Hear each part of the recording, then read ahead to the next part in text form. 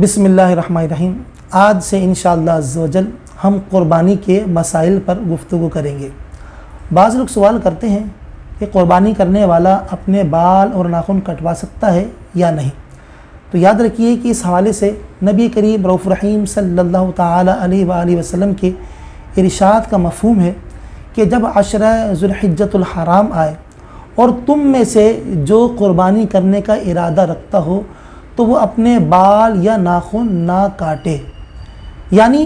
جو شخص واجب قربانی کرے یا نفلی قربانی کرے، جس کا بھی قربانی کا ارادہ ہے تو اسے چاہیے کہ ذوالحجۃ الحرام کا چاند نظر آنے سے لے کر قربانی کرنے تک اپنے بال اور ناخن اور جسم کی مردار کھال نہ کاٹے، نہ کٹوائے، تاکہ حاجیوں سے قدر مشابہت ہو جائے،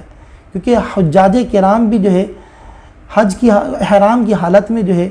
نہ بال کاٹتے ہیں، نہ حجامت بنواتے ہیں، نہ ناخن کاٹتے ہیں، تو تاکہ حجاج کرام سے تھوڑی مشابہت ہو جائے اس لیے قربانی کرنے والے کو چاہیے کہ وہ اپنے بال اور ناخن نہ کاٹے، نہ کٹوائے۔ یاد رکھیے یہ حکم استحبابی ہے،